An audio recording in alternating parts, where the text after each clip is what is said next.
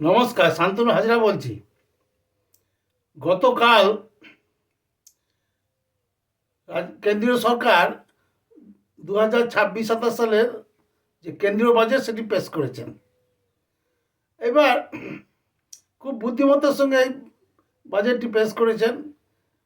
ভারত এখন পৃথিবীর চতুর্থ বৃহত্তম শক্তি, ধনে মানে সবেতেই ভারত বড় হয়ে গেছে। তা ভারতের বাজেট পেশ হয়েছে রাজকীয়ভাবে। রাজার বাজেট যেরকম পেশ হয় রাজকীয়ভাবে, সেখানে কোনো রকম গরিবি আনার চিহ্ন নেই, যে খেতে পাওয়ার ব্যাপারগুলো নেই, ওইসব ভান্ডার মান্ডার কিচ্ছু নেই। তা একদম মমতা ব্যানার্জি যেটা চাইছিলেন তার মনের মতো বাজেট হয়েছে। অর্থাৎ অতিরিক্ত প্রতিশ্রুতি, যেগুলোকে জুমলা বলে হিন্দি ভাষায়, সেই জুমলা নেই, এবং বাজেটে কোথাও গরিবি আনার চিহ্ন নেই। এটা কিন্তু একটা একটা রয়্যাল গভর্নমেন্টের, যে একটা একটা দামি সরকারের, অর্থাৎ চায়না, রাশিয়া, আমেরিকা এবং ভারত, এই চার বৃহত্তম শক্তি, এই চার শক্তির যে রাজকীয় রূপ থাকা দরকার, সেই রূপে এই বাজেটটা পেশ করা হয়েছে। যেমনি ধরুন আমাদের দেশে পশ্চিমবঙ্গে একটা আহ, একটা একটা প্রকল্প আছে, লক্ষ্মী ভাণ্ডার, নিঃসন্দেহে উপকার দিচ্ছে, এবং পশ্চিমবঙ্গে গরিব বেশি, এখানে মানুষ উপকৃত হচ্ছেন। এবং এইটার জন্য মমতা ব্যানার্জি একটা বিশাল অঙ্কের মানুষের মন জয় করে ভোটও পাচ্ছেন। তো কিন্তু জিনিসটা দেখতে খারাপ লাগছে, যে মানুষের খাওয়া পড়ার জন্য 1000টা টাকা দেওয়া হচ্ছে। তাহলে তো ওরা যেটা চাইছে, যে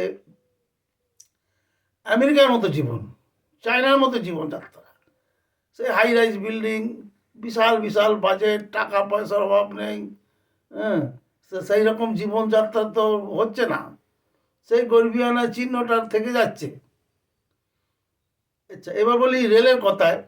রেলে মমতা ব্যানার্জি নিঃসন্দেহে যতই চোর মন্ত্রিসভা বসুক, দেশপ্রেমিক এবং দেশের ভালোর জন্যই উনি চিন্তা করেন, দেশের ভালো উনি মাথা থেকে বেরোয়।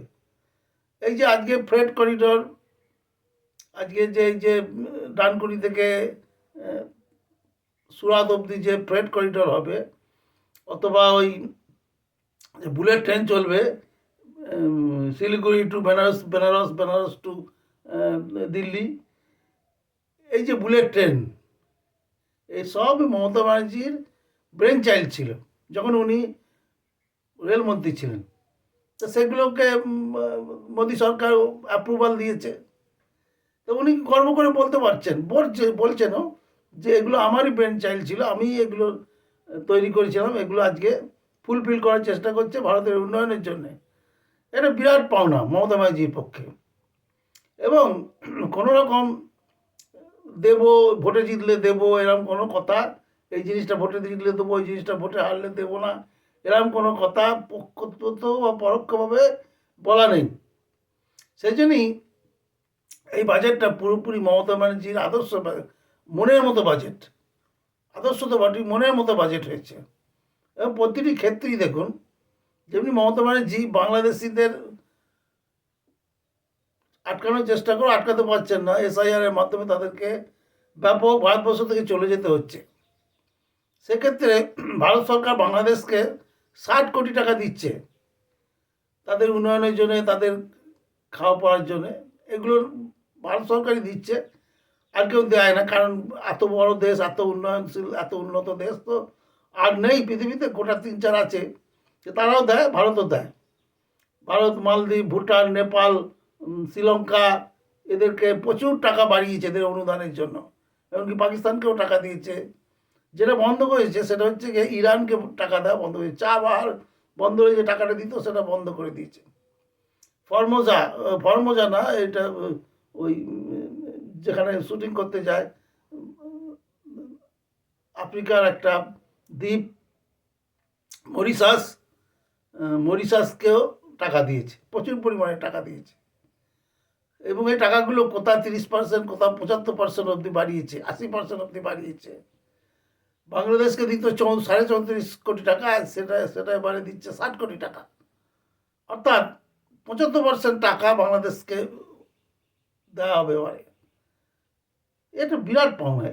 এরকম বাজেট যেখানে মমতা ব্যানার্জির কথায় ওই ওই ভান্ডার প্রকল্প, লক্ষ্মী ভান্ডার, ওই গরিব ভান্ডার, ওই উনি যে ওই যে ছাত্রদের টাকা দেন, উনি সেলাই মেশিনের টাকা দেন, আহ, উনি যে ফুটবলের টাকা দেন, ট্যাবের টাকা দেন, এগুলো না দিয়ে পাকিস্তানকে টাকা দিচ্ছে, বাংলাদেশকে টাকা দিচ্ছে। এগুলো অনেক উজ্জ্বল মনে হয়, এগুলো অনেক ভালো লাগে শুনতে, বা এগুলোই করা উচিত।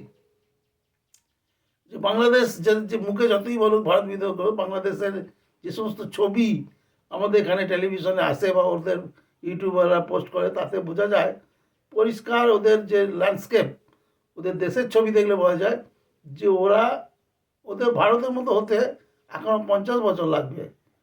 গরিব দেশ, খেতে ঠিক মতো পায় না। আমরা কিন্তু খাদ্যে স্বয়ম্বর হয়েছি। আমাদের যে রেশনে এত চাল গম দেওয়া হয়, যে আমাদেরই উদ্বৃত্ত, আমাদের লোকেরা ওগুলো বিক্রি করে অন্য কিছু করে। পাশাপাশি একটা শ্রেণী আছে, এটা বোধহয় আমেরিকাতেও আছে, যারা গরিব থেকে গরিব হয়ে যাচ্ছে, পরিযায়ী শ্রমিক হচ্ছে, এইরকমভাবে মিলিয়ে মিশিয়ে নানারকমভাবে চলছে। আমেরিকাতেও শুনেছি, আমেরিকা যখন বইভাবে তুঙ্গে, তখন ওদের দেশে একটা কথা ছিল ভ্যাগাব্যান্ড, অর্থাৎ কিছু গরিব লোক ছিল যারা রাস্তায় কাটাতো, মেট্রো স্টেশনে ঘুমাতো। এই ভাগাব্যান্ডদের ওরা কী করেছে এখন জানি না, গেলে পরে বুঝবো। কিন্তু আমাদের দেশে এই ভ্যাগাব্যান্ড বা গরিব ভবঘুরে এগুলো সব মিলিয়ে গিয়েছে, কোথায় গিয়েছে জানি না। আগে দেখতাম কলকাতার ফুটপাথ সব দখলে, এই ভ্যাগাব্যান্ডদের দখলে। এখন তো মেট্রো রেল হয়েছে, ফুটপাথ কত সুন্দর হয়েছে, গাছপালা লাগিয়েছে।